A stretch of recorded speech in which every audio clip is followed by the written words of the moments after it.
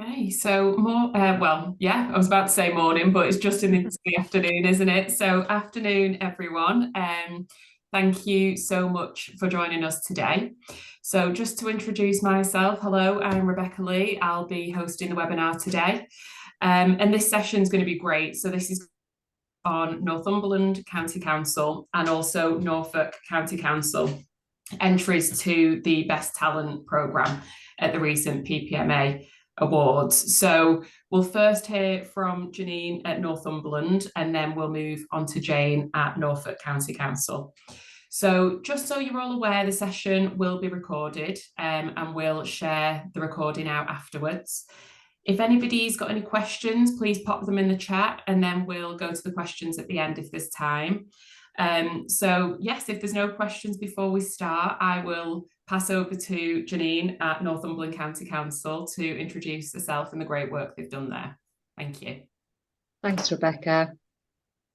Good afternoon, everyone. My name is Janine Hinchcliffe, and I am Learning and Organisational Development Business Partner for Northumberland County Council. So a really small job title that when you've got to type it onto an email signature, it just seems to go on forever. But predominantly the team that I work in is alongside HR and OD, and one of the main functions of my role is to support that kind of early talent opportunities in the organisation.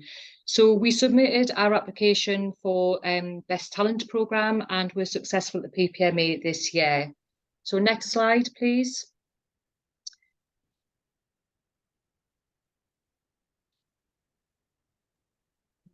Is it not changed? No. Oh.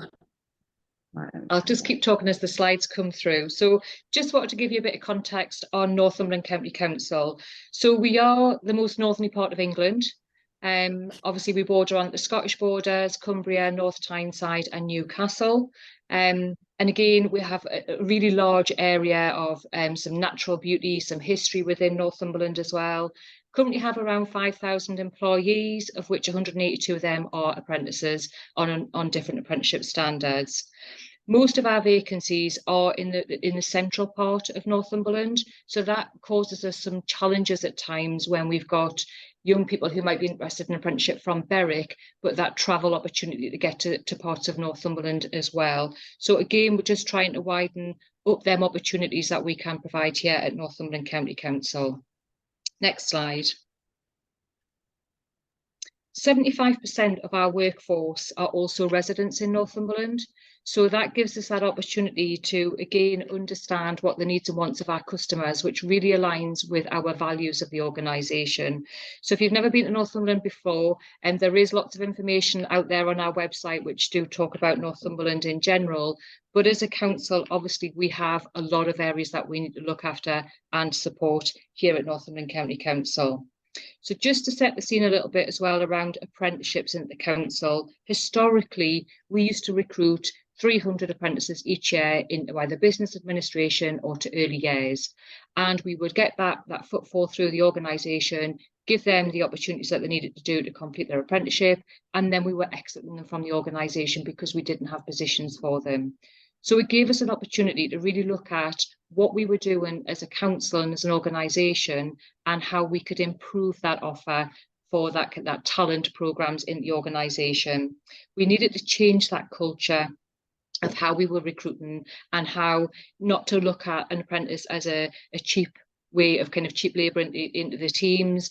Again, starting to really look at, okay, have we done some workforce planning? Are we looking at succession planning? Have we got clear end destinations for these people that we're bringing into the organisation, because we want to retain and keep that talent in Northumberland. So again, we needed to really evaluate what we were doing. Next slide, please. So as a council, we have our vision, and that we're one council that works for everyone, and our values. So again, thinking about how to change our culture and the programme of what we were offering from apprenticeships and how that would align to our values. So people first, so recruiting in Northumberland for Northumberland people to take them vacancies that we might have. Again, from respect, how we recruit. So again, what's our recruitment process? What are we doing to make sure that we're fully inclusive? Are we getting interest from a diverse background of individuals wanting to come and work at Northumberland County Council? When we looked at that excellent element, again, making sure that the training providers that we're going to be using were of a high standard as well, because again, we want to make sure that we're given every opportunity for people to excel and have them excellent opportunities here at the council. And finally from resilience. So again, the support we can provide as a team to our apprentices here at Northumberland County Council. So again, we believe that our values was our golden kind of thread from how we were changing what we used to do to be really employer-led and around service needs, as opposed to, okay, we've got a large levy pot of money, let's just try and get seats, bums onto seats to make sure we can give these opportunities, but really digging deep and kind of what do we need as a council and what does our future look like for the next few years. Next slide, please.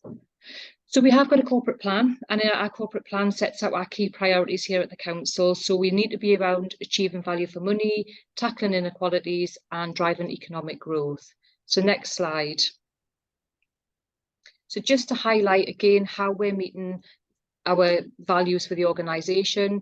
So residents receive the best customer experience. So again, as our apprentices join the organisation, that they have the best onboarding, the best experience, they are an employee of the organisation, because ultimately they're going to be working with our residents in the future. Around tackling inequalities, so children and young people have the best start in life and grow up well. So again, going in and speaking to schools, talking about apprenticeship opportunities, talking about Northumberland as an employer of choice. So again, them opportunities that are available to young people that they don't think about as a council. Because if you ask most young people, what does a council do? We empty the bins and fix the roads. But actually, we know that we've got a real diverse workforce that we need to recruit to. And then finally, on that driving economic growth, so that skilled and aspirational people. And we want people to come to the council that have got them aspirations to upskill and develop and continue their employment and their career opportunities here at Northumberland County Council. So another kind of area that we did focus on was thinking about, we had a real area of how to recruit for social work, but also to children's residential. So in Northumberland, we've got some children residential homes. And it was really hard to, again, think about training budgets. We know from an Ofsted requirement, we need to have them level 3 qualified. So what apprenticeship standard would meet that need? So to help with that kind of change of culture, we put in 12 apprentices that were supernumerary into that service area. So we've got, currently we've got 4 children's homes in Northumberland. So they rotate and do placements across all of the different homes, again, to get that understanding of the diversity and the different needs of each different home as well. And again, having that level 4 standard that they're achieving. Another area across the business is we've got an ageing workforce in our local services.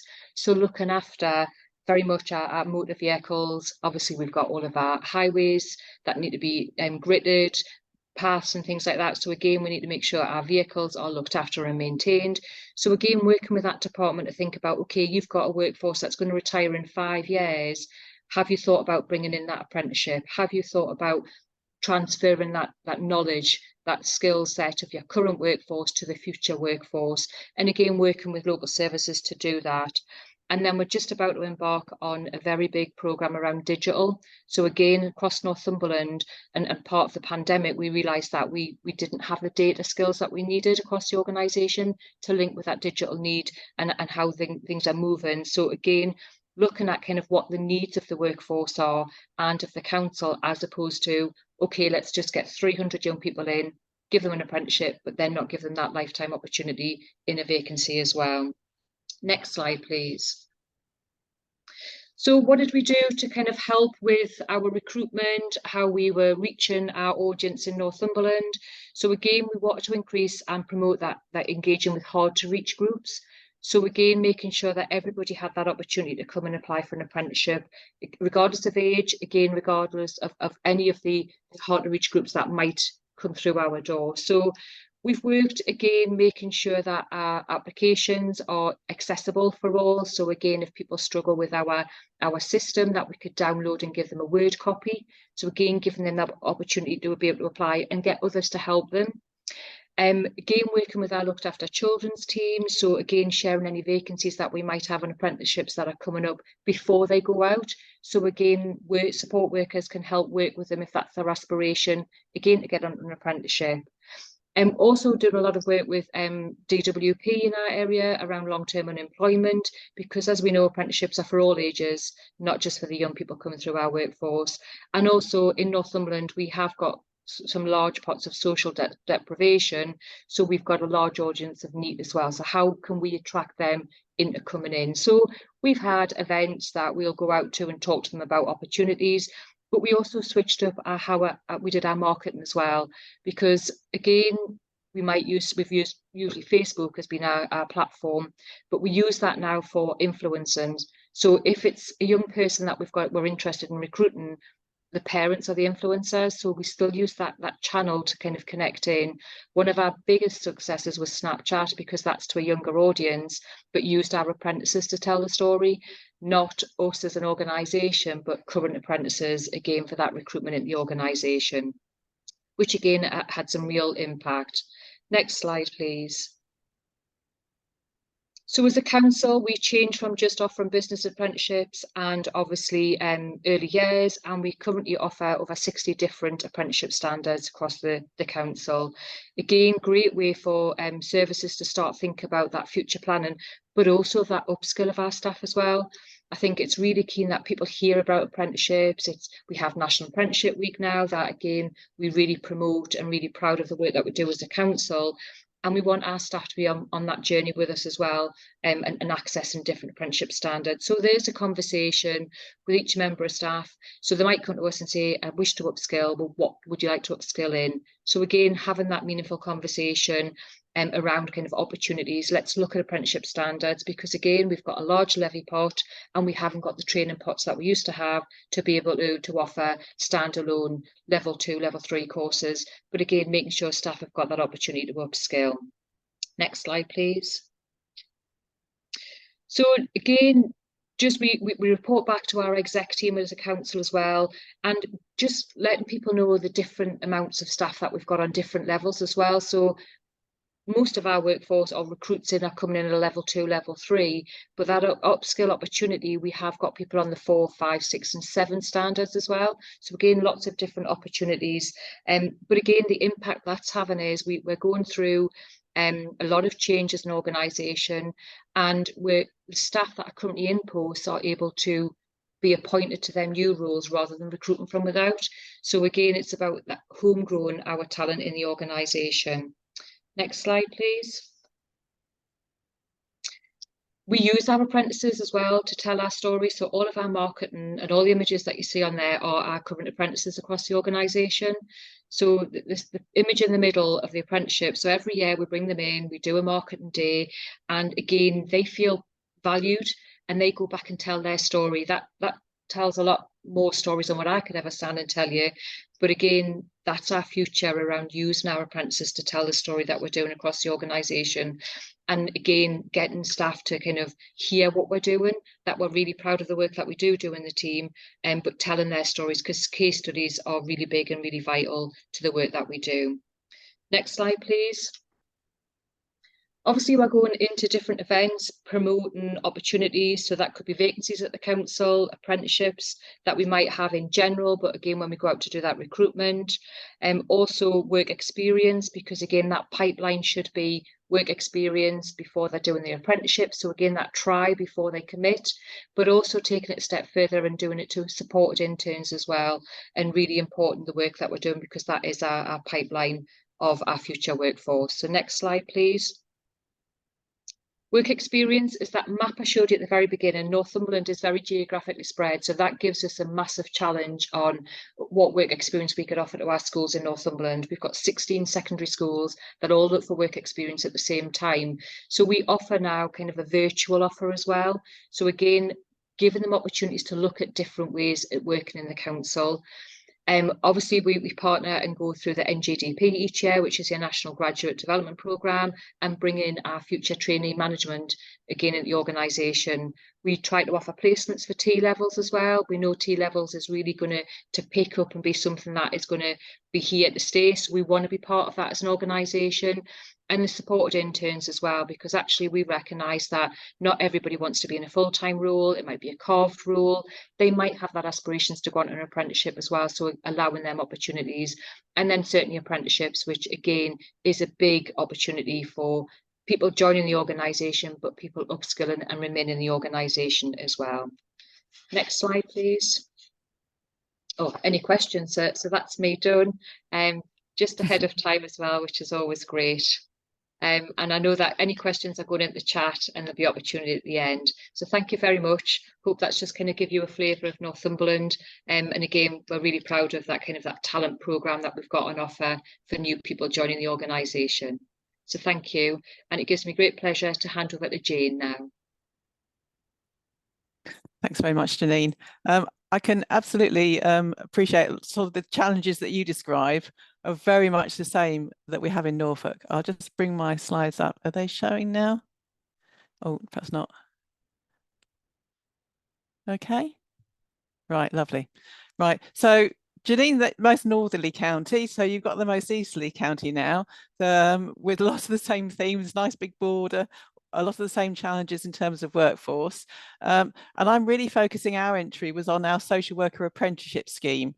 So it really is one particular part of the workforce where we got special challenges in terms of recruitment and retention. So it really is a kind of a similar picture that we are in.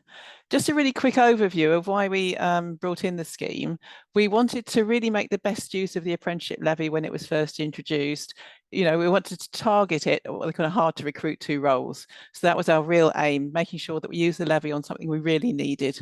And at the time when the levy came in, actually, there wasn't a social work apprenticeship standard. So what I did is I suppose I bombarded perhaps Skills for Care a little bit and said, you know, is one coming down the line?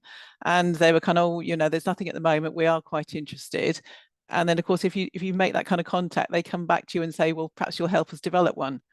So I got involved in the development of the standard really early doors and led the Trailblazer group that brought the standard in. So this is probably about 6 years ago. So when people say they're on a journey, this was quite a long journey, but now it actually feels like we've reached a destination because we've actually recruited our first social workers at the end of the scheme. So that development of the standard took a couple of years. And it means that we were then able to take on 20 social work apprentices in 2020. So they were our first starts. Our aim, absolutely, just like Janine has to do, is to grow the workers in the area. We really wanted to grow our own workforce. We're out on the edge of the country. We wanted to make sure we could grow our own staff and really provide a career development opportunity for people we already had. So those were kind of our objectives. And as a result of doing that, we would be filling vacancies, reducing our overall costs, so we need fewer agency staff, and generally improving retention so that we actually provide a really good quality service for the people of Norfolk. So the key milestones in the plan were the commissioning of the programme, which is not an easy task in itself because it was a 3-year programme we were commissioning. And our first completions, as I say, were in December 2023, as it's a 3-year programme, degree level. And we're also now on our second set of 3 years, we're already into that, and that's with a different training provider as well. So far, what have we delivered? We've actually got 16 brand new shiny kind of social workers out of the scheme. They've already in place and in post, and we're nearly about to get our second lot through. And as far as results go, you know, we've actually reduced our vacancy rates and all of our first year cohort are retained. So that's a real kind of snapshot, but just to take you through some of the detail then. But just, I mean, some of you may be involved, you know, have social workers in your organisations as well. And these challenges will be really kind of common to a lot of us and you'll know them well. You actually need the right kind of people with the right values. You need people with the right life experience. And also, it is a degree level qualification that you need. You can't just kind of wander into social work. It is a qualification that you have to have before you practice. It's a protected title. There's a lot of legal knowledge, so you need those interpersonal skills, and you also need quite academic skills and ability. You've got people who need to be able to work in multi-agency teams. They've got to be able to solve problems, stay calm under an awful lot of pressure, and maintain that resilience and adaptability. So as a role, it is a really difficult role to do. I don't think anyone would dispute that, which means it is difficult to recruit to, because we need to have people with the right knowledge, skills and behaviours to do that. And all of that is in the context of possibly poor press. When things go wrong, they always come out in the press.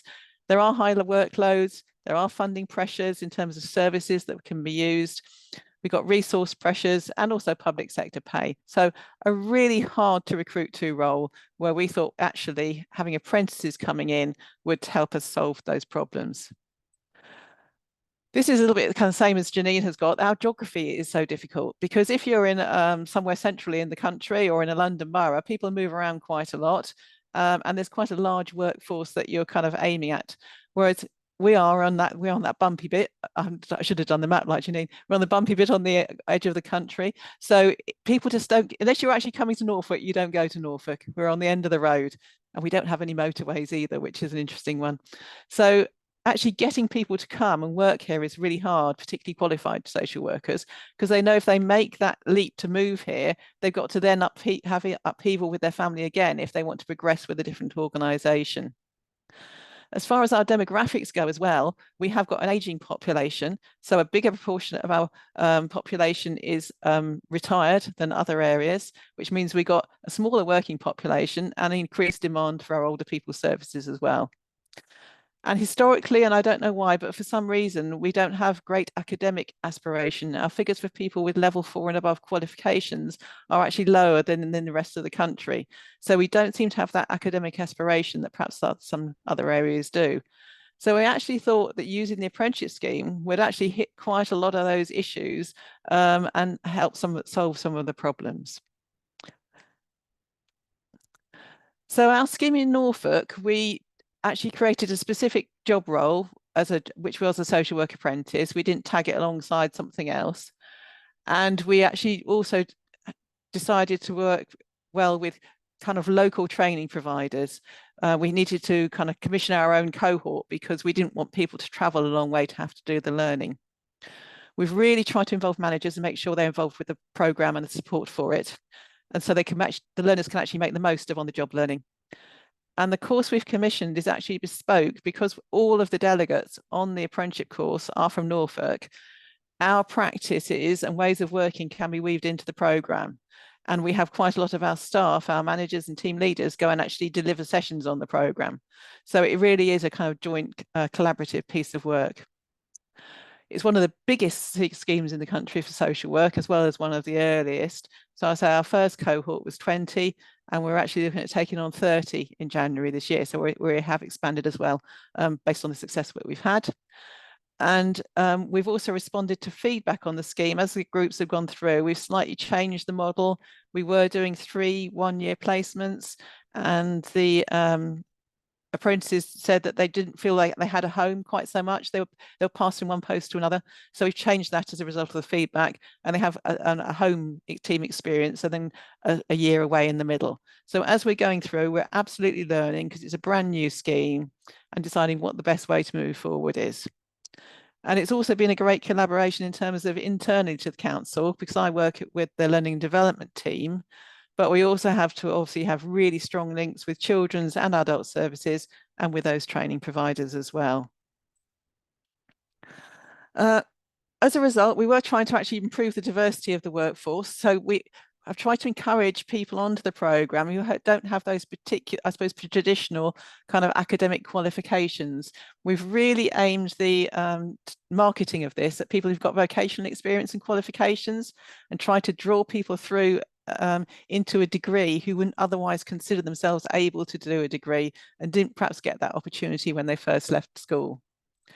We've ring-fenced some roles for looked after children, and we currently have one on the programme, which is really good. And we have encouraged people of all ages to apply. It's not just young people. We've got apprentices aged 24 to 56 currently studying with us. And now we're advertising also. So this is development for our own workforce, but we are able, because of the scheme expanding, to advertise externally. So we're trying to attract a more ethnically diverse work cohort into Norfolk as well. So various different kind of ways of trying to improve the diversity of our workforce. So looking ahead, our current kind of cohort going through, the latest ones we took on in January, we've got 25, and we actually targeted some of those additional posts at children's residential care where there was a particular need. And we're also looking at developing a level 7 route now, because that's available. That was part of the work we did as a Trailblazer group. The apprenticeship is still level 6, but there is a level 7 option. So if people have already got a degree, they can now do an MA instead of a BA. And that means that they'll actually qualify more quickly. And we have found that quite a lot of the people who have applied for the scheme have already got a degree. So it just means that we can get them more quickly into the workforce. And it's a more attractive offer as well. If you've already got a bachelor's level qualification, that you can actually come in and get a master's as well. So that'll be a development that we're hoping to have in place from September 24. And I've just kind of looking at the achievements as well then. So 16 qualified in December, and 15 of those got a 2-1 or a first, which is quite amazing for a first year through a course. All those people who qualified, we've guaranteed jobs to them, and they're now in their first social work posts. We've got one apprentice who actually has to take maternity leave, and she's left and now come back on programme, which is brilliant, and she's about to finish. And of the other couple who didn't actually go on and take the full apprenticeship, they haven't left the council. They've gone on into other career pathways. They just decided that the social work wasn't for them. But we've got someone who's now a youth justice worker and also a personal assistant. And our hope is, because these are all real local people, that they will stay locally as well. So we do anticipate a higher than normal future retention rate from if we've actually taken on newly qualified social workers through the traditional routes. And our next cohort, hopefully they'll be doing their endpoint assessment very soon and are due to finish in December 23. We've also found that it's had a kind of other kind of good organisational impacts. So we've provided a social work degree route for employees who wouldn't otherwise be able to follow this career route of choice. It was always a barrier that if you haven't got the degree, you can't be a social worker. They can now do that. We've made sure we've spent our levy on those hard to recruit roles. And we've also got now a planned annual intake of social workers coming through, which is really good as far as our workforce planning goes. We've retained those 20 talented employees in that very first year and will continue to do so. And the quality of the practice of those employees has been absolutely commented on by the team managers. They're saying they're getting a better quality of social worker coming through this way than through the traditional graduate route. And I just wanted to finish by, I've got kind of 3 quotes. I'm not going to read them out. I'll just leave them on the screen and then go through them, because these are from those actual first graduates to say what they actually felt about the scheme. And I suppose the crucial thing is, it's not easy. And we keep telling people when they start, this absolutely isn't easy. It's a massive challenge to work and do a degree at the same time, but it's also a massive opportunity. So I'll just leave that one there for a little while.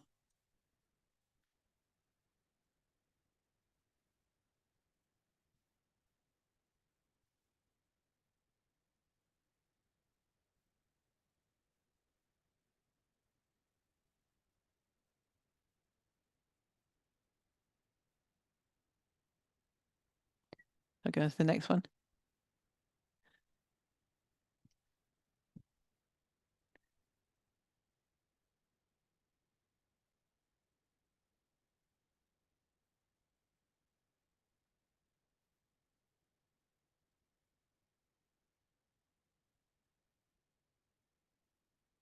Actually, this one mentioned something I didn't mention. Of course, these people started right in the middle of the pandemic. So not only did they do a degree, they did it facing the pandemic as well. So it all had to go online, the teaching to start with.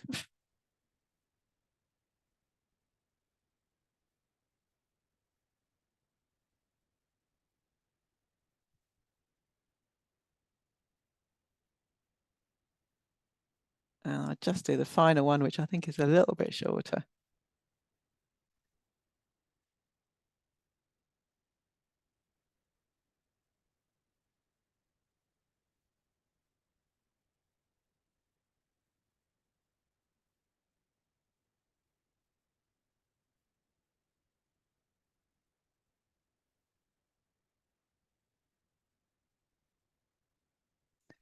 So hopefully it demonstrates some really life-changing opportunity for those who've actually gone through it, which is great to know. and that they're brilliant social workers for us as well. So win-win for everybody, I suppose. And I think that's it. Thank you.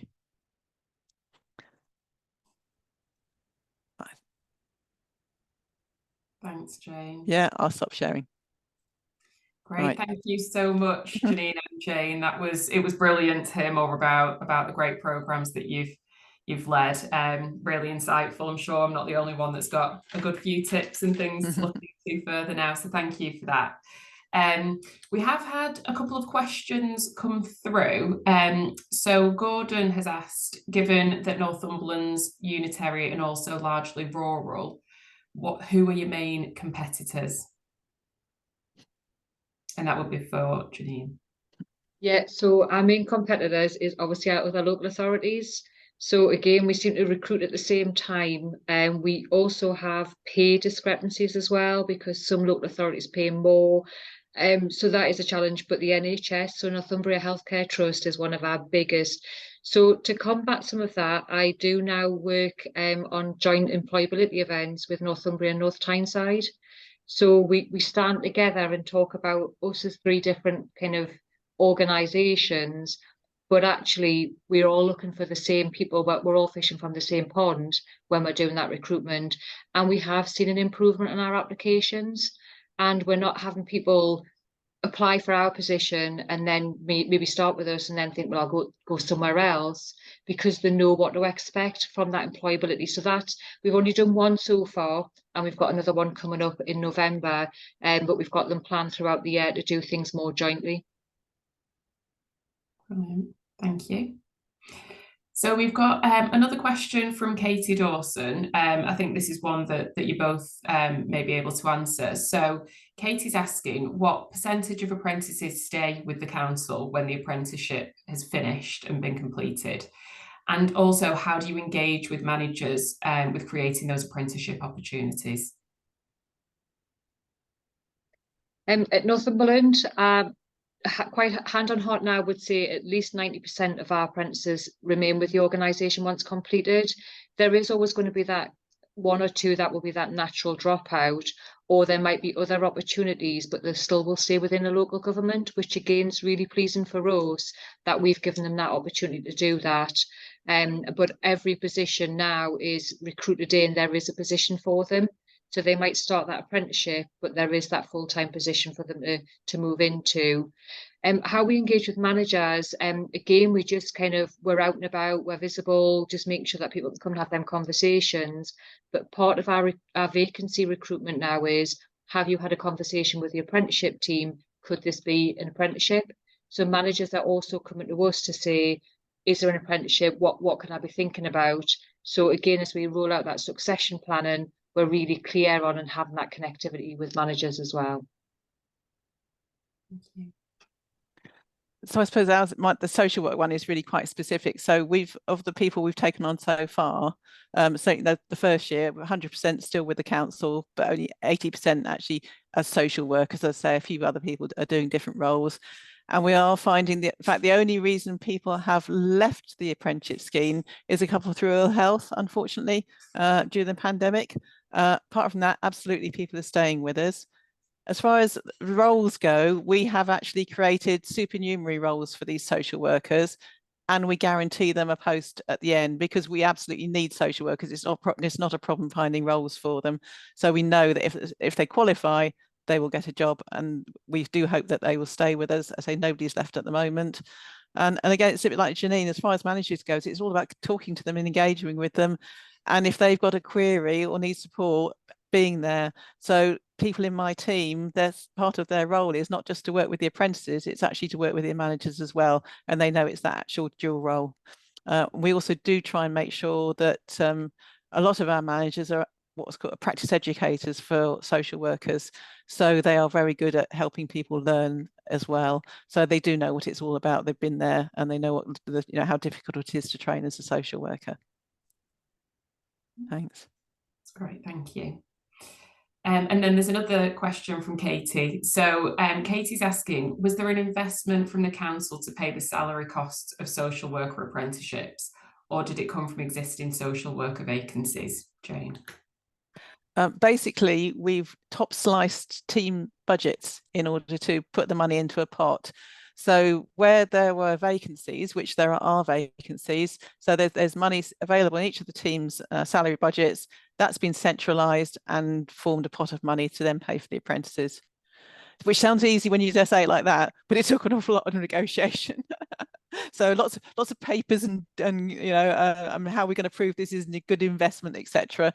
But as you're actually getting kind of 80% of a worker anyway, it was quite an easy argument to make, but we did have to make the argument, and that's how we do it. Brilliant. Thank you. Mm-hmm. I can't see any further questions in the chat at this point. So last minute questions. I think that's everything. Massive thank you again, Janine and Jane, for your time today. It's been brilliant to hear more from you, and thank you everyone for joining today as well.